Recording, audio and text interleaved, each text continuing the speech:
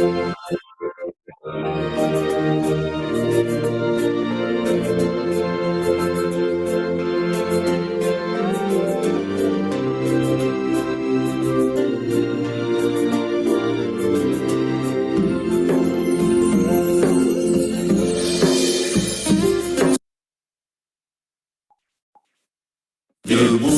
Congolais, unis par le sort, unis dans le fort pour l'indépendance.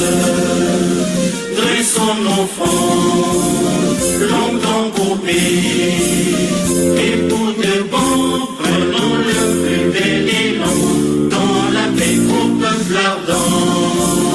Par le labeur, nous bâtirons un pays plus beau qu'avant, dans la paix, citoyens. Entonnez l'hymne sacré de votre solidarité. Fièrement saluez l'emblème d'or de votre souveraineté. Congo, don béni, Congo, des aïeux, Congo, au pays, Congo, bien-aimé, Congo, nous peuplerons ton sol et nous assurerons ta grandeur. 30 juin, au doux soleil, 30 juin, du 30 juin, jour sacré soit le témoin, jour sacré de l'immortel, serment de liberté, que nous léguons à notre postérité pour toujours.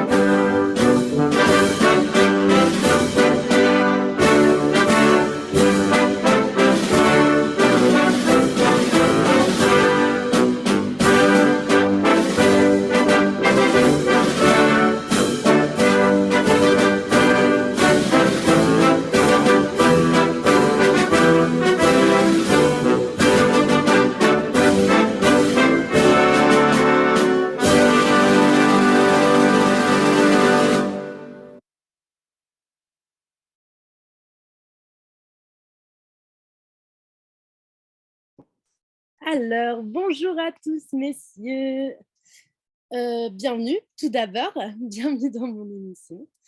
Est-ce que ce serait possible de vous présenter, Monsieur Ombé et Monsieur Thomas, s'il vous plaît?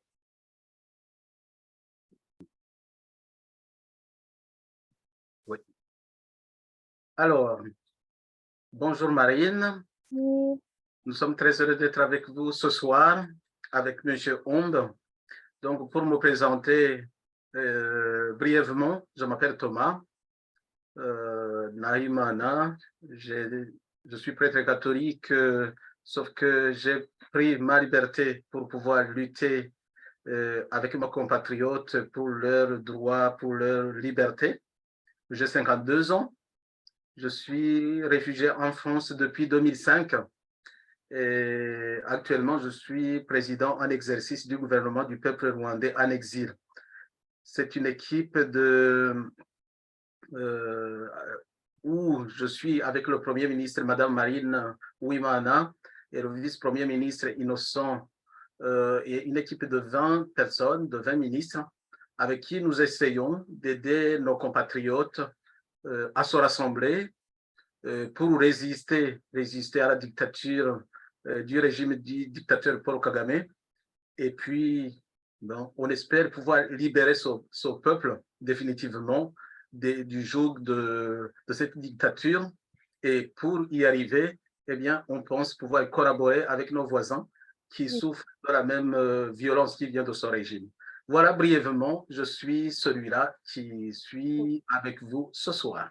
Enchantée, Monsieur Naïmana. Monsieur Ombe, est-ce que c'est possible de vous présenter, s'il vous plaît? Bonjour et bonsoir à vous. D'abord, Monsieur le Président du GREX, bonjour, chère journaliste Marine, bonjour, chers auditeurs et auditrices congolaises et congolais. Moi-même, je m'appelle Ombe Nyamuhombeza, je suis un Congolais qui vit en Finlande. Je suis ici en Finlande depuis un bon moment. Et alors, je suis un analyste, donc je fais de l'analyse sur les questions ou bien la problématique du géopolitique et géostratégique de pays des Grands Lacs est bien compris. Donc, c'est la RDC, le Rwanda, le Burundi, l'Ouganda, le Kenya. Ben, est-ce que je voulais dire aussi l'EAC en général, mais nous partons un peu plus loin de la région et de la sous-région, parce que vous savez, même au Sahel, présentement, il y a un problème avec le pays du Niger qui, d'une façon ou d'une autre, va toucher aussi la vie de toute l'Afrique. Eh ben, donc, parler aussi de la politique internationale, ça nous intéresse. Merci beaucoup. Mais de rien. Donc, du coup, je me présente en retour. Je m'appelle Marine, je suis journaliste française et je m'intéresse beaucoup à ce qui se passe justement autour des Grands Lacs. C'est pour cela que je vais vous poser quelques questions aujourd'hui. D'accord? Merci. Mais de rien. Donc, du coup, la première question, ça va être pour vous, Monsieur Ombe. Qu'est-ce que les Congolais perçoivent donc, du coup, de cette violence en fait, meurtrière hein, qui se passe en ce moment au Congo depuis maintenant plus de 25 ans quand même? Ben, écoutez, Marine, moi, je ne peux vous dire que les Congolais en ont marre. Ils en ont marre du fait que c'est depuis plus d'un quart d'un siècle que les Congolais vivent ces cauchemars-là.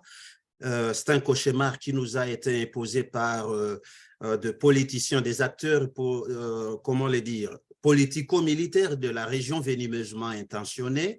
Ils ont des intentions vraiment pragmatiques, des intentions hégémoniques, mais qui ont aussi de mains noires derrière lesquelles on ne saurait pas donner du nom ou du qualificatif tout de suite là. Bien avant, ils essayaient de jouer avec l'esprit des gens, avec, comment le dire, la réalité. Ils ont balancé les choses et de leur manière, mais jusqu'à présent, la vérité est là. On essaie de manipuler certains petits esprits là de Congolais, mais aussi de pays voisins du Congo. Le malheur du Congo, ce sont ses ressources naturelles. Et puis sa générosité d'avoir reçu aussi sur son sol des réfugiés rwandais après les génocides rwandais de 1994, et bien sûr, et tout ce qui en est suivi. Donc, le Congo en a porté maintenant les conséquences. Ce n'est pas tout simplement les conséquences parce qu'on nous tue, on nous viole, on nous massacre et en plus de cela, on veut nous réduire au silence absolu. savez, on tue au Congo et juste à présent, on a enregistré au moins plus de 12 millions de morts. Et ce qui inquiète, mademoiselle, bon, c'est pas madame ou bien, ce qui inquiète, si je peux vous dire comme ça, c'est que on nous tue, mais on veut aussi nous réduire au silence sous l'omerta internationale, comme l'avait dit l'écrivain Charles Onana. Donc, on nous tue, on nous massacre, on nous pille et puis on nous muselle. On veut nous museler, on ne veut pas qu'on parle de cette tragédie historique du siècle, c'est-à-dire que le massacre, les morts, les tortures, le pillage, tout ce qui se passe au Congo aujourd'hui, c'est le pire de l'humanité qui ait existé après la Seconde Guerre mondiale. Bien, nous lançons des cris depuis 2 années. Moi-même, je suis actif dans le média et dans les réseaux sociaux. Malheureusement, écoutez, nous n'avons jamais vu la réaction telle qu'escomptée par nos populations au Congo. Nous nous demandons toujours à présent pourquoi ces 2 poids 2 mesures. Ici, je fais la comparaison de la problématique russo-ukrainienne, tout ce que la communauté internationale, moi-même, j'ai du mal à l'appeler communauté internationale. Je pense qu'ils se sont levés comme un seul homme au secours de ces Ukrainiens-là. Mais si vous faites une petite comparaison, vous allez voir que nous sommes peut-être dans la même danse, nous sommes dans le même malheur. Mais directement, le monde entier s'est soulevé au secours des Ukrainiens. Mais les Congolais sont là, que ce soit le Conseil de l'ONU des Nations, donc le Conseil de sécurité de l'ONU, que ce soit l'Union européenne, que ce soit les États-Unis d'Amérique. Donc, ils ne font que dénoncer du jour au jour. Laisse-moi encore profiter de cette occasion. Je parle de ces choses chaque jour qui passe sur ma chaîne en langue Kinyarwanda, mais je profite aujourd'hui parce que nous nous exprimons dans une langue internationale, là où je peux faire, excusez-moi, un petit coup de gueule à ces décideurs du monde entier, leur dire que le silence n'a que beaucoup plus duré. Nous demandons, tout ce que nous demandons, c'est de reconnaître nos libertés fondamentales. C'est de savoir que tout ce qui se font hacher à la machette, tout ce qui se font tuer à l'est du Congo par le régime sanguinaire de Kigali, par le régime sanguinaire de Kampala, bien sûr,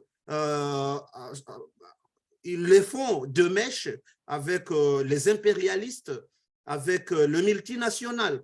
Et alors, trop, c'est trop. Il faut désormais qu'ils sortent de ce silence-là. Il y a le rapport mapping qui tarde toujours dans leur couloir, dans leur tiroir. Il y a aussi autant vraiment de rapports des experts des Nations Unies. Il y a des rapports de Human Rights Watch. Il y a des rapports de Médecins sans frontières et tout consort, toutes ces organisations non gouvernementales sur place. Et alors, nous nous demandons, jusqu'à quand le Congolais va crier? Jusqu'à quand le Congolais... Excusez, peut-être je suis un peu long, mais je vais aussi dire que le Congo n'a jamais attaqué aucun pays, aucun voisin. Mais nous sommes victimes alors de cet acharnement-là depuis 1996, lors de l'entrée de l'AFD au Congo, jusqu'à présent. Jusqu'à présent. Quand Blinken vient au Congo, il vient nous faire du chantage. Quand ces pays européens nous viennent au Congo, ils viennent nous faire du chantage. Ils savent que ce qui nous tue vraiment, c'est Kagame, c'est Museveni. Leurs troupes sont sur le sol congolais. Leurs rapports les dénoncent. Pourquoi il n'y a pas de sanctions? Nous avons toujours demandé qu'il y ait des sanctions. Et alors, quand vous allez voir l'Union européenne sanctionner au Congo, on nous sanctionne un petit politicien comme Bitakwira. On nous sanctionne comme M. Willy Ngoma du M23. On nous sanctionne des personnes qui n'ont rien à faire, qui n'ont rien à foutre avec le massacre qui sont là. On laisse leur chef derrière eux. Et ça doit finir. Nous en avons assez. Nous en avons marre de cette machination-là. Il faut alors que l'on sorte de paroles pour aller à la concrétisation. Donc, 2 sanctions ciblées. Et puis, nous avons toujours demandé qu'il y ait création d'un tribunal pénal international parce qu'il n'y aura jamais de paix sans justice. Il n'y aura jamais de paix sans justice et réparation. Donc, les Congolais sont toujours à l'attente de cette réparation, de cette justice. Eh bien, Je dis justice dans son sens propre et pas dans un sens figuré. Il y a eu de petits cris, juste pour un moment, pour que l'on instaure le tribunal pénal international pour le Rwanda. Et ceci, c'est pour, selon le régime de Kigali, selon la junte de Kigali, d'1 million de victimes de ces génocides rwandais-là. Mais maintenant, nous sommes à plus de 12 millions. Écoutez, le Conseil des Nations Unies de sécurité reste toujours motus bouche cousue. Et alors, on en a marre. Tout ce que je pouvais répondre à cette question, madame, si je viens vous répondre tel que, si je vais en tout cas vider le contenu de moi-même pour satisfaire à cette question-là, nous allons rester sur ce micro même pendant toute une semaine. Et c'est pourquoi je vais vous demander donc de me synthétiser par ce moindre de mots que je venais de dire ici. Voilà, merci. Très bien. L'avantage de cette émission, c'est le fait qu'elle soit aussi en français. Donc, on va pouvoir en parler aussi aux Occidentaux, des personnes qui n'ont pas forcément tous les tenants et les aboutissants de ce qui se passe aujourd'hui au Congo ou de ce qui se passe aujourd'hui au Rwanda. C'est quelque chose qui est plutôt avantageux et c'est pour ça qu'on est là. Donc, il faut vider son sac et faire un coup de gueule, comme vous l'avez dit. C'est très, très bien.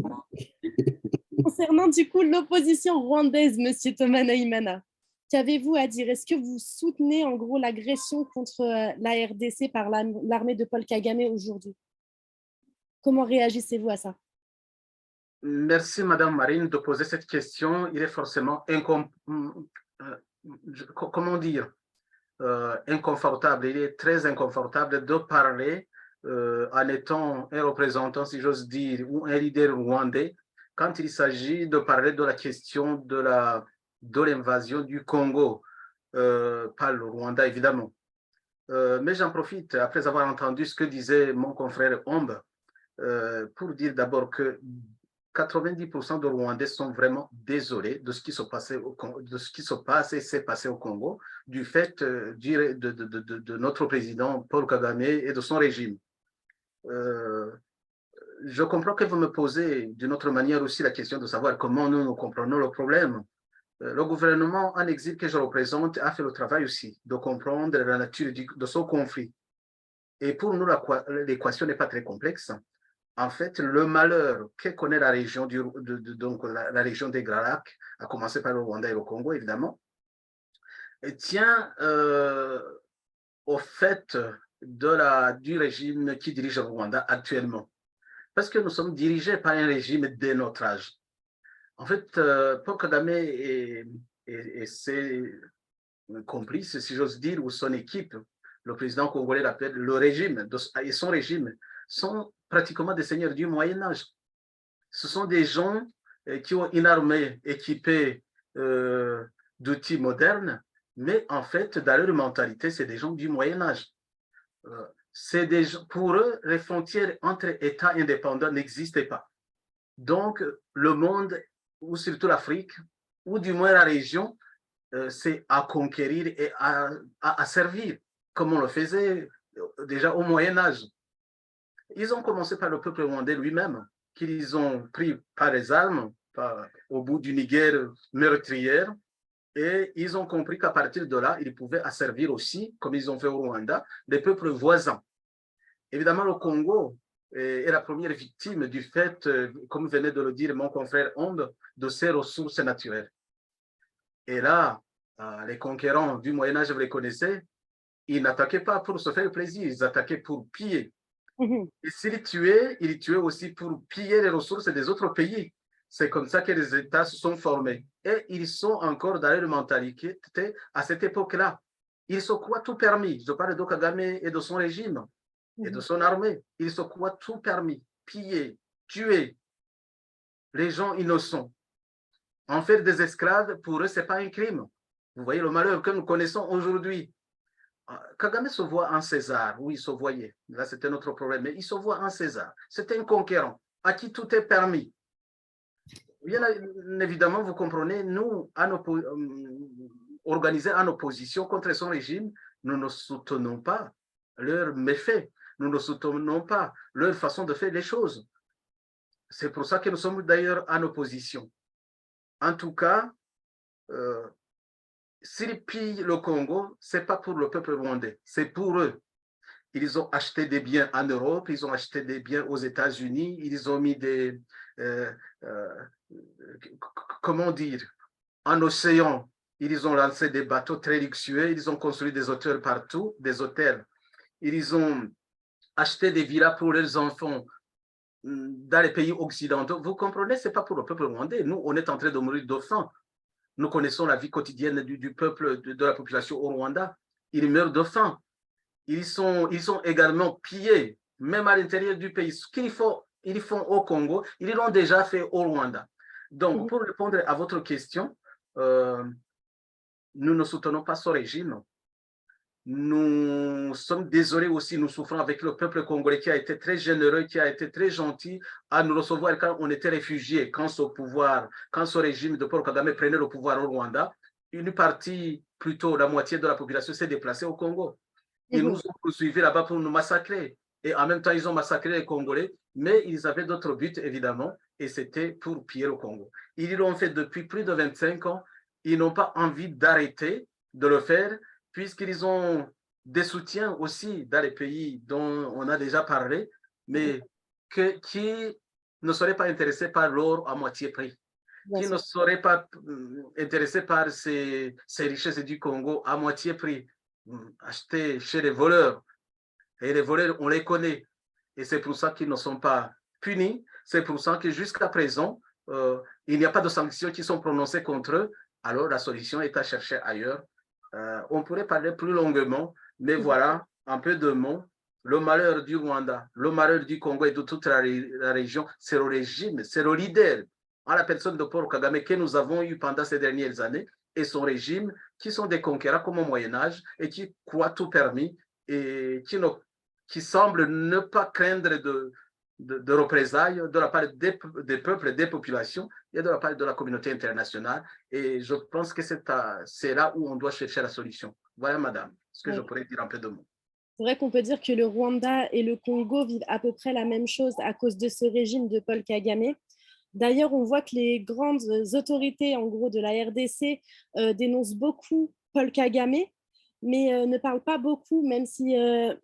Omb, il en a parlé tout à l'heure, du président Museveni de l'Ouganda. Il est beaucoup moins pointé du doigt par les hautes autorités et j'aurais voulu savoir pourquoi. Si je pouvais directement répondre à la question. Donc là, j'ai déjà deux petites réponses.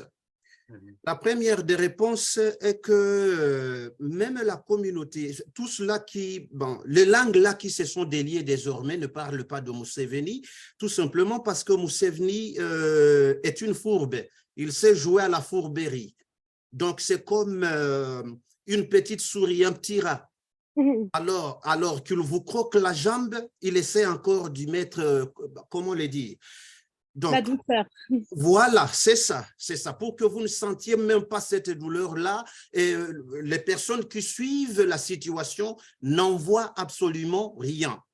D'un côté, il est dans des opérations militaires dans l'Ituri, dans la province de l'Ituri, aux côtés des FARDC, des soldats congolais du pays du Congo. Et alors, on dirait alors, il joue au jeu du pyromane pompier. Donc, d'un côté, il veut montrer au monde entier qu'il est là, en tout cas, en train d'aider au Congo. Il vient au secours au Congo pour essayer de chercher des solutions adéquates à la crise. Mais de l'autre côté, c'est bien lui qui nous tue.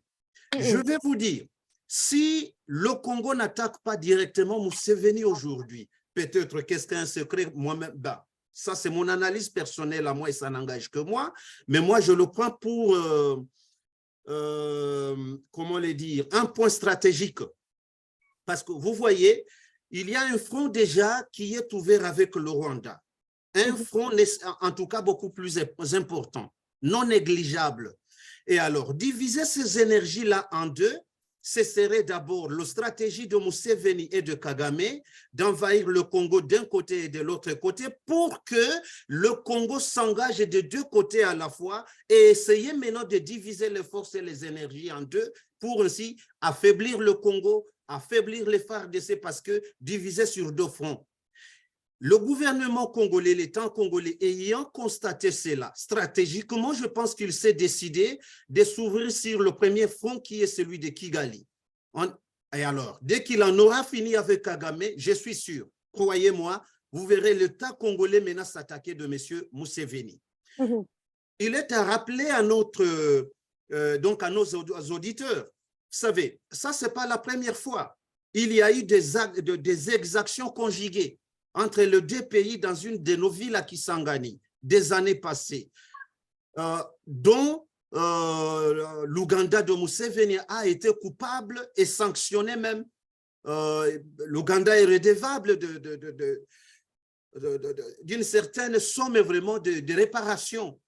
Et alors, en ce moment, à l'heure où nous sommes, moi-même, je ne conseillerais pas, si j'étais du moins le conseiller du président du Congo, moi, je ne le conseillerais pas non plus d'ouvrir les deux fronts à la fois. Comme Museveni s'est joué à la fourberie. Écoutez, il y a un proverbe rwandais, je ne sais pas si je vais pouvoir le traduire correctement en français, je vais me laisser, en tout cas, corriger par le président ici. En Kinyarwanda, on dit, quand une personne fourbe te cache qu'elle te hait, tu le caches aussi que tu le sais. Ah oui, donc tu me montres une face de gentillesse alors que moi je découvre de la mélancolie en cela, je te cache aussi que j'en sais rien.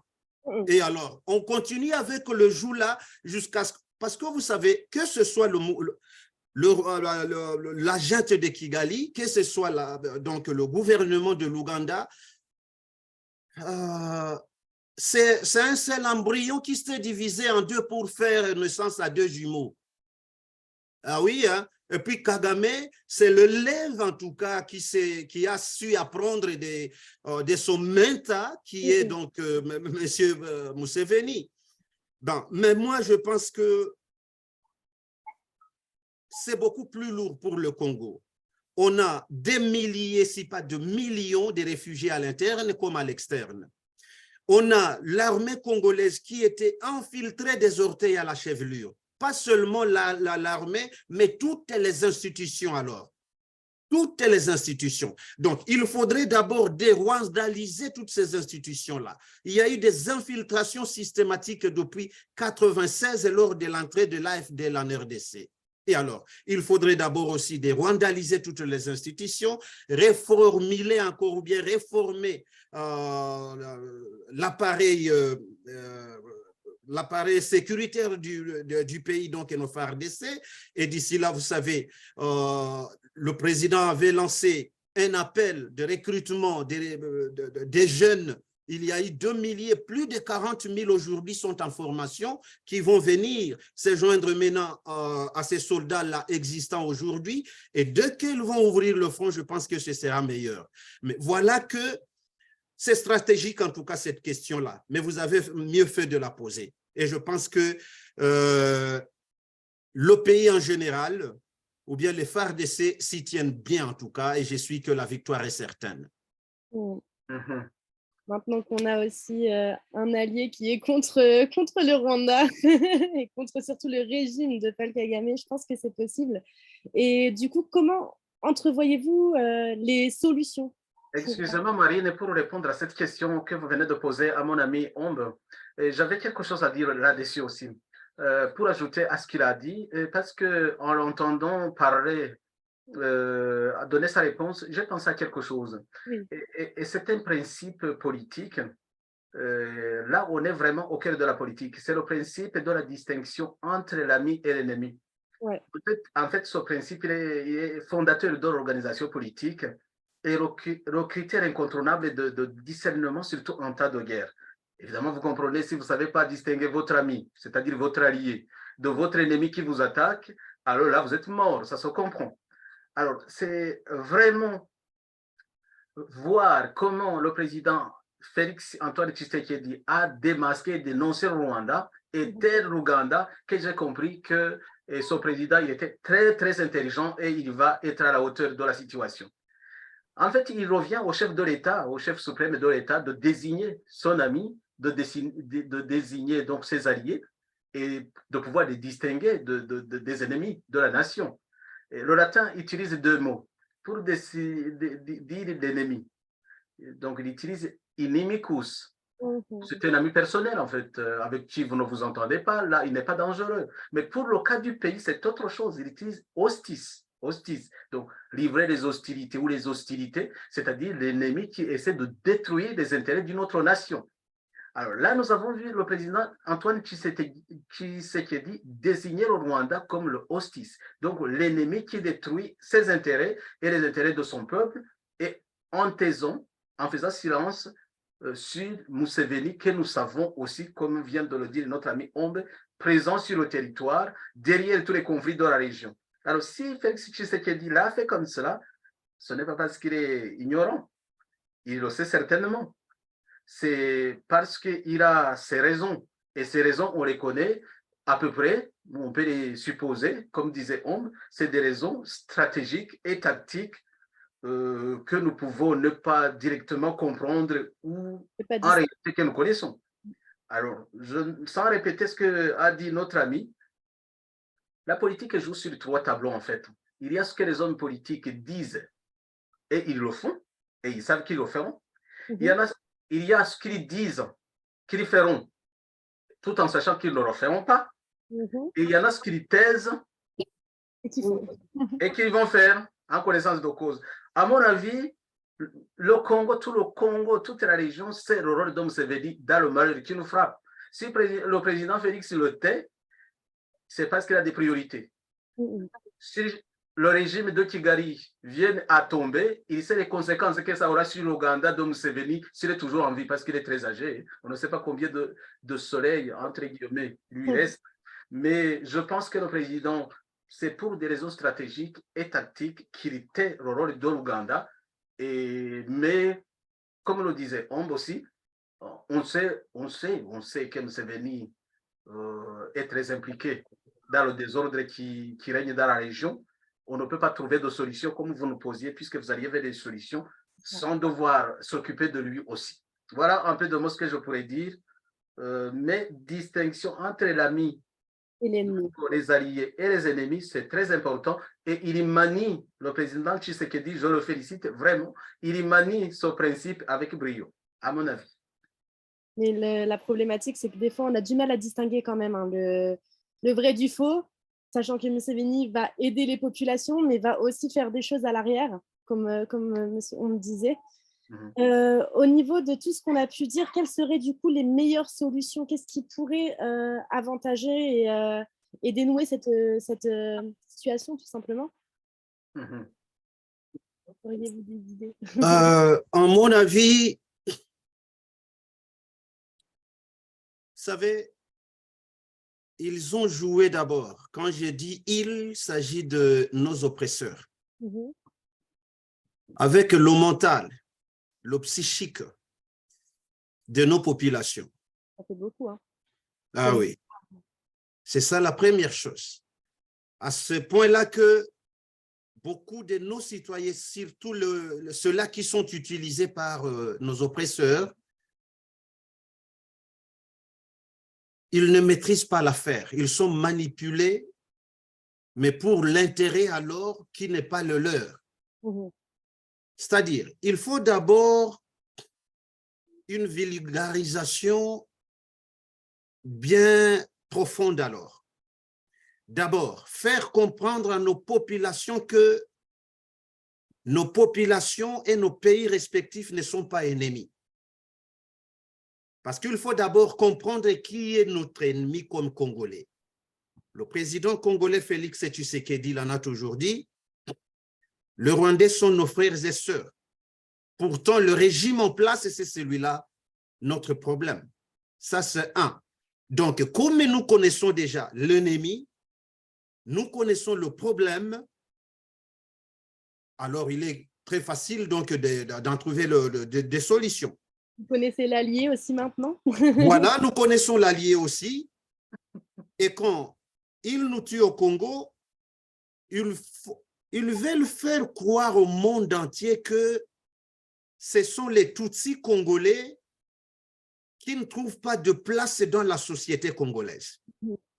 Alors que nous trouvons ces Tutsis congolais-là dans toutes les institutions du pays et ils sont alors les meilleurs représentés dans l'armée congolaise. Donc, moi-même, sur ma chaîne Ombe Nyamuhombeza, dans tous mes messages, j'essaie d'abord de jouer ce rôle-là, de dire à mes frères Tutsis congolais, comprenez que ce régime va chambouler toutes choses entre votre communauté et le reste des communautés congolaises, et alors que le régime n'est plus là que pour 2 nuits ou 2 jours. Mais le conflit risque de persister de génération en génération. Et alors, ça c'est un. De deux, mon pays, mes frères, le peuple congolais a compris maintenant l'enjeu. Ce n'est plus ce Congo-là d'hier, ce n'est plus cette population-là d'hier, ce n'est plus, donc il y a déjà des réformes en cours, que ce soit de l'armée, que ce soit aussi de la police, pour dire que avoir la problématique actuellement, la solution ne peut plus être négociée. Elle doit s'imposer. On est passé par des négociations qui nous ont emmerdé toute la vie, donc la vie de toute la population congolaise. Et c'est pourquoi le président Félix Tshisekedi, avec la diaspora congolaise en Chine, il a dit, voilà de décennies et de décennies que nous sommes dans la même danse alors que le bourreau tire le ficelle, mais nous devons alors changer de stratégie et nous avons désormais décidé d'agir intelligemment. Qu'est-ce que ça veut dire? La population a déjà compris la situation. Il faut maintenant former donc l'appareil sécuritaire, donc les FARDC et la police congolaise. Ça, c'est un. Il faut la réforme au sein de cette police et l'armée. Il faut l'équiper avec des armes, en tout cas, qui sont à la hauteur. Et aujourd'hui, madame, je vous dis, le Congo est beaucoup plus près. Nous avons au moins entre 30 et 40 000 têtes en formation militaire aujourd'hui. Il y a des formateurs chinois, il y a des formateurs britanniques, il y a des Français, il y a des Belges au pays qui sont en train de former. Donc, d'ici là, quand on va trouver au moins ces 30 000, 40 000 sur le front, ben, je pense qu'ils vont nous faire un miracle et le pays va se faire respecter. Parce qu'à l'heure où nous sommes, nous avons finalement compris que les négociations n'ont jamais résolu le problème. La diplomatie, aujourd'hui, à l'heure où je vous parle, la diplomatie rwandaise, elle est à bas. Donc, le président congolais a su jouer cette diplomatie-là qu'aujourd'hui même, on est en train de récuser des diplomates rwandais au niveau international. Il y a eu ces cas chez nous au Congo, avec l'ambassadeur Karega, le même sujet a connu le même sort en Afrique du Sud. Il venait de connaître le même sort en Grande-Bretagne, je le crois bien. Non, c'est en Grande-Bretagne ou bien en Royaume de Belgique? Je pense en Belgique. En Belgique. Il y a un autre là qui venait de se faire récuser en Angola. L'autre, je pense que c'est un téléchargement en Égypte. Et alors, ça dit déjà grand-chose. Voilà qu'une fois conjuguées ces énergies-là, ça va quand même travailler pour que nous puissions trouver une solution durable à ces problèmes-là. Mais alors, je reviens sur mes premiers propos. Il faut que donc, cette fameuse communauté internationale quitte désormais cette fourberie-là. Il n'y a que 2 jours passés, Blinken a appelé de 2 côtés le Rwanda, donc Kagame et Tshisekedi. Il a dit, écoutez, nous restons toujours préoccupés par la situation volatile qui se trouve au bord de vos 2 frontières-là. Et nous demandons qu'il y ait au moins escalade, tout ça. Mais écoutez, jusqu'à quand nous allons continuer comme ça? Et puis, pourquoi ils viennent nous s'ingérer dans la gestion de nos pays? Les injonctions, nous en avons marre. Il faut laisser le parent lui-même donner du nom à son enfant. Et voilà, c'est ça. Donc, il faut que ce soit la communauté internationale, que ce soit le Conseil des Nations Unies de sécurité, que ce soit l'Union européenne, surtout aussi cette fourbe-là aussi de l'Union africaine. Il faut que l'Union africaine aussi connaisse des réformes.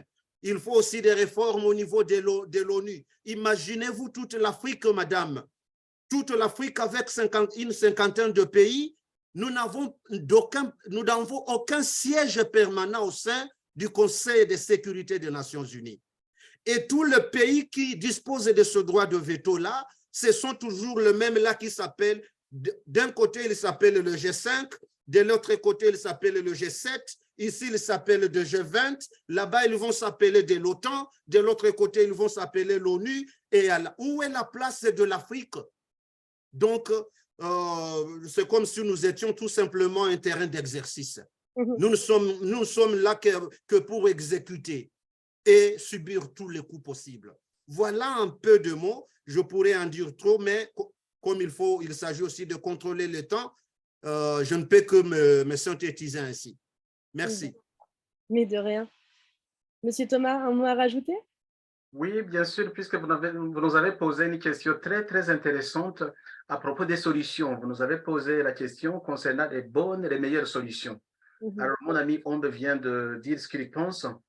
Je peux ajouter quelque chose parce que à chaque fois qu'il y a un problème, on s'oppose. Il y a un principe du droit et pour savoir exactement où on peut orienter les solutions, tout en comprenant les problèmes, c'est à qui cela pourrait intéresser. Donc, nous savons pourquoi le Rwanda de Paul Kagame, disons, Paul Kagame et son régime vont au Congo.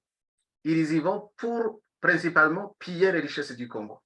Et ils vont continuer à le faire parce qu'ils ont développé leur régime au-dessus de leurs moyens. En fait, le Rwanda ne peut plus, ce n'est pas le Rwanda parce que nous savons comment le peuple vit, comme je vous ai dit, mais leur régime ne peut pas survivre s'il ne va plus piller au Congo. Donc, ils continueront d'y aller. Alors, la première réponse à la question, la solution, il faut les arrêter. Il faut absolument les arrêter si on veut la solution. Nous, au niveau du gouvernement du peuple rwandais en exil, on s'est assis et on a réfléchi. Et j'ai adressé 2 courriers au président Tshisekedi au nom du gouvernement du peuple rwandais en exil. Et le premier courrier, c'est amusant, c'était l'année où il a été élu. Il venait juste d'être élu et nous avons perçu en lui un leader tout différent de ce que nous connaissions avant. Et c'était le 1er novembre 2019 et nous lui avons adressé un courrier qui disait si nous voulons réellement la paix, c'était le titre de cette émission, si nous voulons réellement la paix en République démocratique du Congo et dans la région des Grands Lacs, neutralisons Paul Kagame. C'est ce que nous lui proposions en ce moment-là. Il faut absolument le neutraliser parce que s'il n'est pas neutralisé, il va continuer à aller tuer, piller. Alors, dernièrement, et c'était en décembre dernier, nous lui avions encore adressé notre courrier qui disait le synonyme de ce que nous avions dit avant. Mais nous avons développé d'autres arguments parce que nous avions très apprécié comment il avait évolué. Et notre courrier était intitulé « Un nouveau régime démocratique et pacifique à Kigali, double point, c'est l'autre nom de la paix au Kivu et la concorde dans la région des Grands Lacs. » Et là, vous comprenez, notre orientation, c'est celle-là. Si ce régime de conquérant du Moyen-Âge, comme je l'ai qualifié, reste en place, il va continuer à faire la même chose. Alors, moi, je pense qu'avec le gouvernement que j'ai l'honneur de présider, que vraiment, il faut neutraliser ce régime-là. Et le président Tshisekedi l'avait dit, il l'a dit au peuple congolais, il l'a dit au niveau régional, il l'a dit à l'ONU, il l'a dit même devant le pape. Il a compris cela, qu'il fallait disons, essayer de neutraliser ce régime qui est un régime de conquérant. Conquérant, évidemment, c'est positif. En fait, c'est un régime de brigands, de voleurs, tout simplement. C'est ce qu'il faudrait dire. Et comment le faire alors? C'est ce qu'il y a, évidemment, des actions et des initiatives à l'intérieur des pays, au niveau du Congo et au niveau du Rwanda. Au niveau du Congo, M. Ombe vient de citer comment le Congo se réorganise en fait pour faire face à ce régime. Mais la guerre est inévitable, ça se comprend. La guerre, elle est là déjà. Bon, il reste seulement comment le Congo va pouvoir traverser les frontières pour arrêter ce régime, le régime des brigands. Et la question de savoir comment nous, le peuple rwandais qui ne soutient pas ce régime, va pouvoir rentrer dans cette guerre. Et là, je pourrais vous dire que nous sommes prêts en fait. Je suis la personne parmi l'opposition qui a toujours dit qu'il voulait des solutions pacifiques.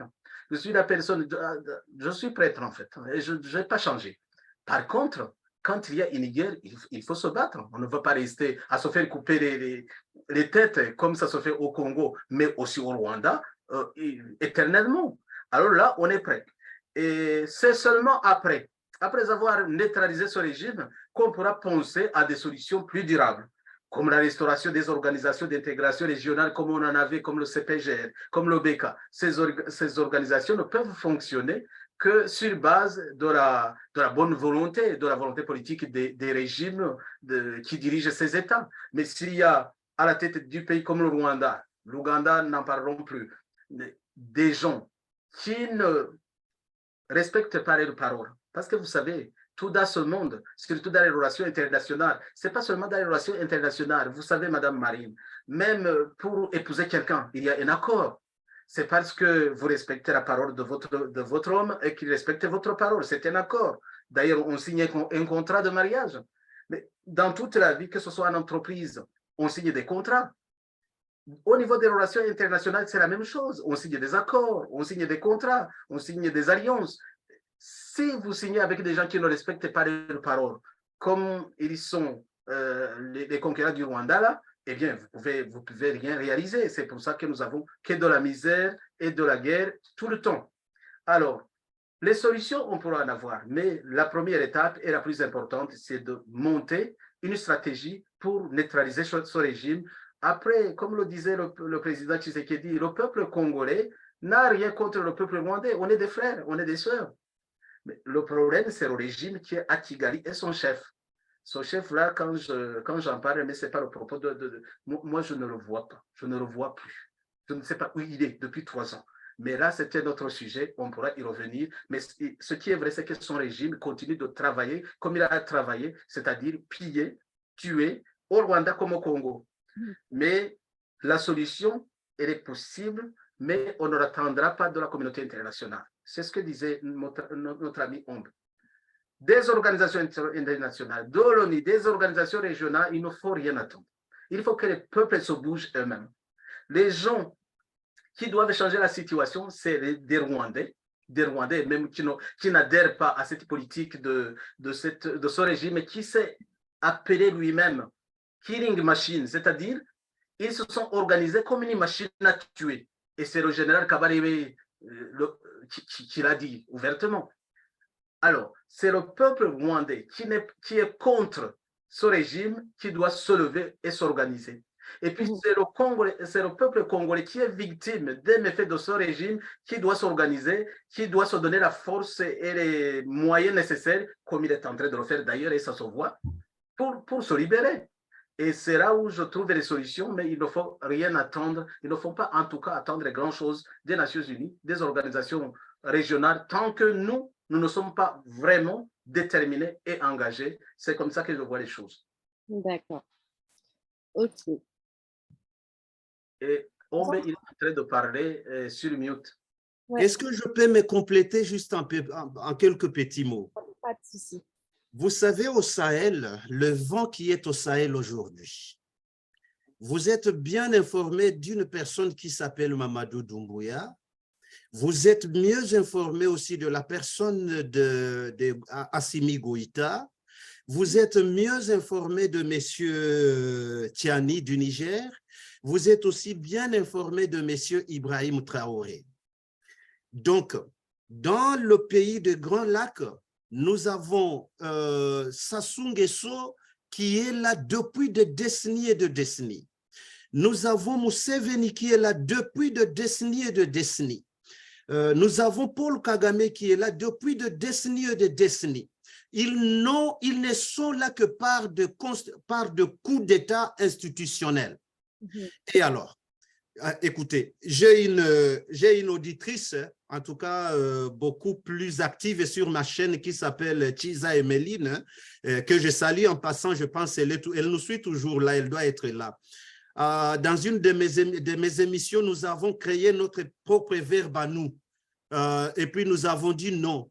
Si les élections ne peuvent plus résoudre le problème, si nos constitutions, les constitutions de nos pays respectifs ne peuvent plus résoudre le problème démocratique, il faut désormais traoriser le pays de l'Afrique centrale. Donc, le Rwanda a besoin d'un Traoré, Ibrahim Traoré. L'Ouganda peut se créer aussi un Traoré. Pourquoi pas aussi le Congo-Brazza? Voilà un peu de mots.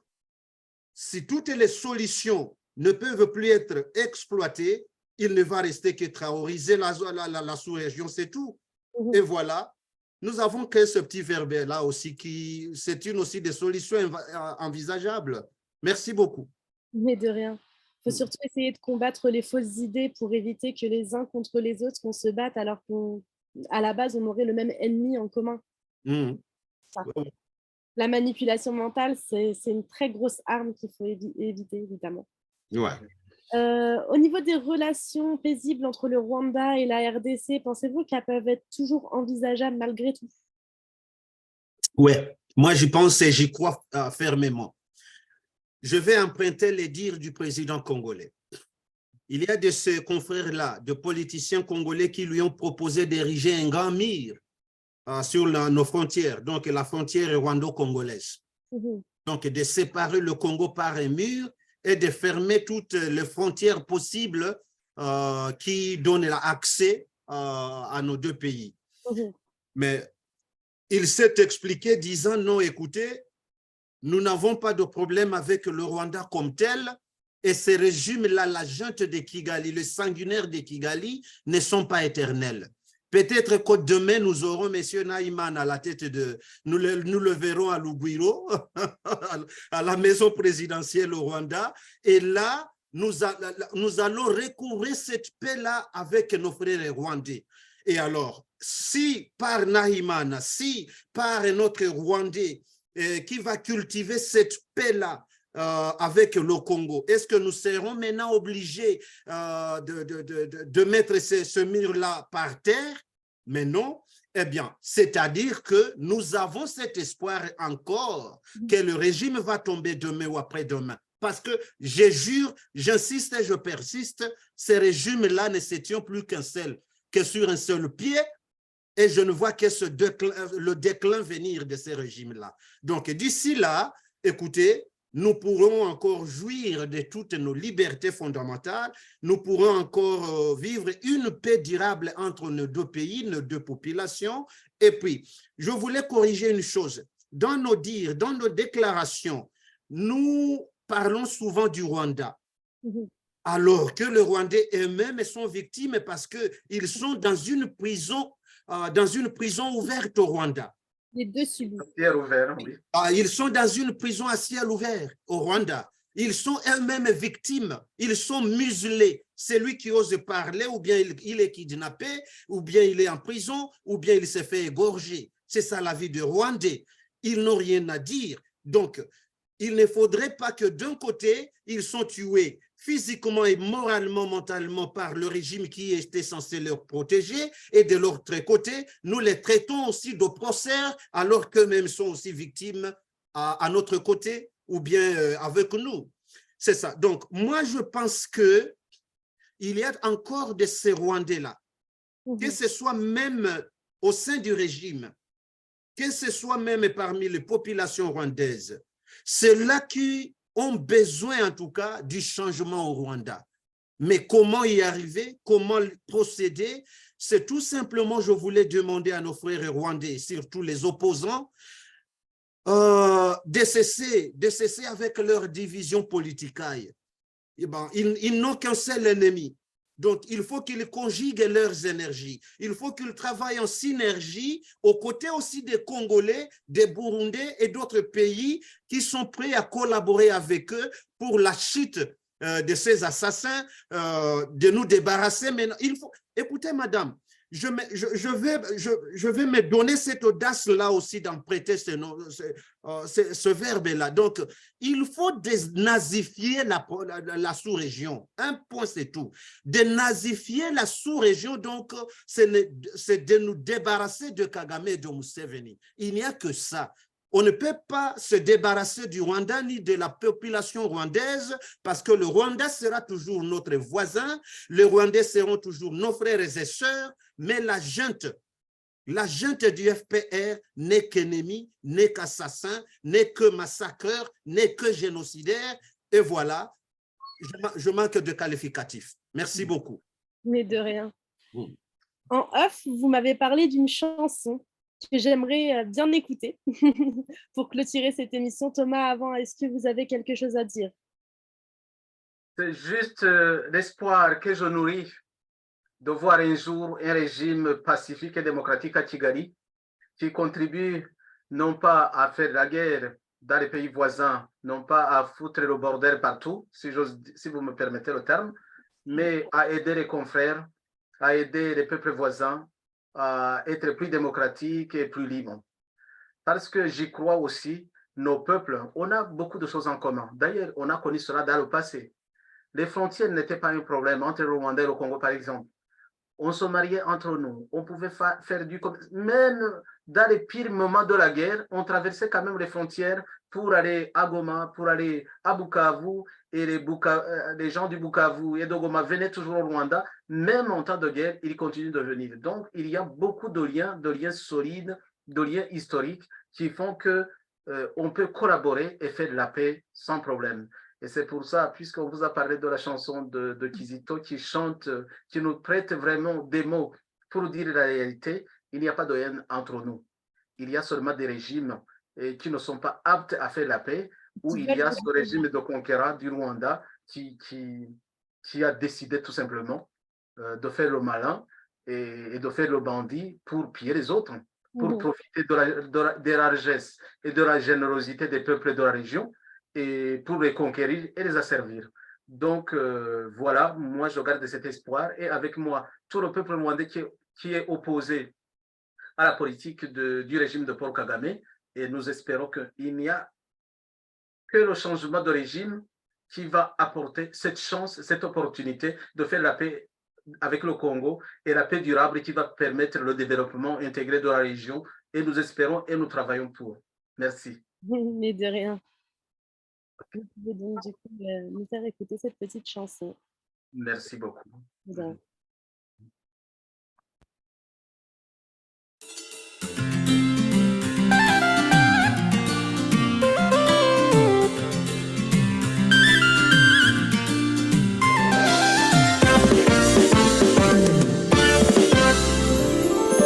Mon frère congolais, mon cher ami voisin, il n'y a pas de haine possible entre nous.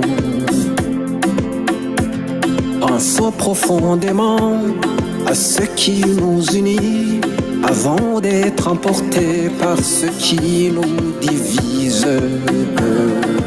Au-delà de nos différences, nous sommes des frères de sang. Au-delà de nos différences, nous sommes des êtres humains. Venez tous les Rwandais, venez tous les Congolais, pays de l'Afrique, pays de l'Amérique, l'Europe et l'Asie. Venez tous nous joindre, mettons-nous ensemble pour chanter la paix. Mettons-nous ensemble pour chanter la paix, la paix. Que Dieu nous demande la paix, le souffle du monde.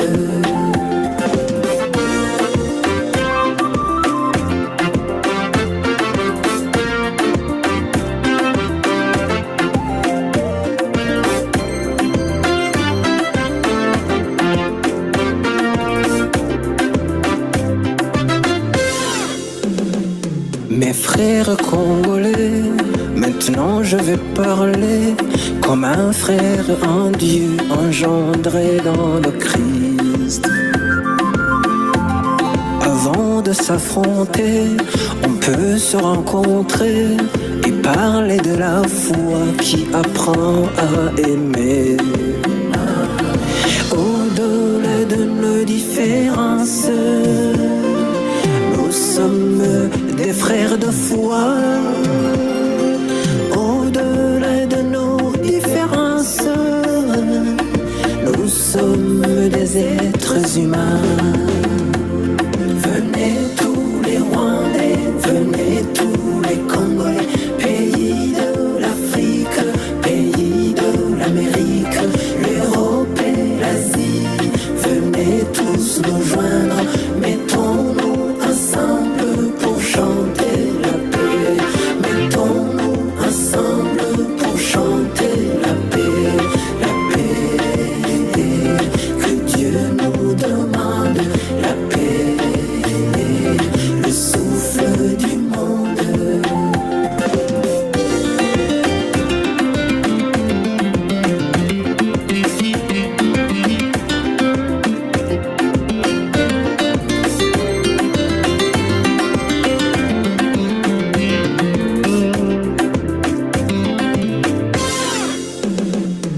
Les guerres entre nous ont fait assez de morts.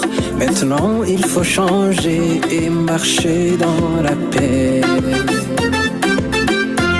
Trouver des solutions à travers nos discussions avec intention de protéger l'être humain.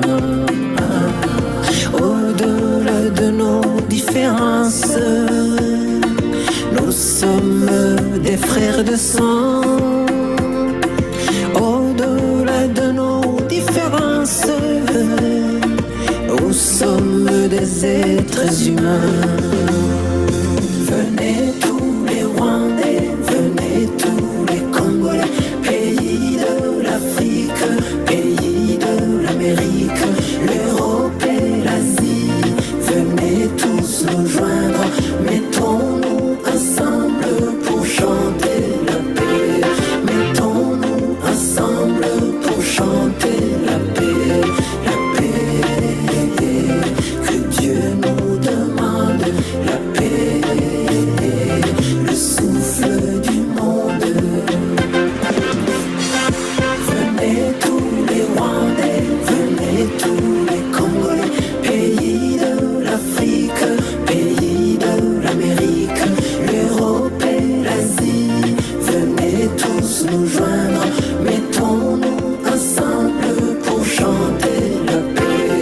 Mettons-nous ensemble pour chanter la paix, la paix. Que Dieu nous demande la paix, le souffle du monde.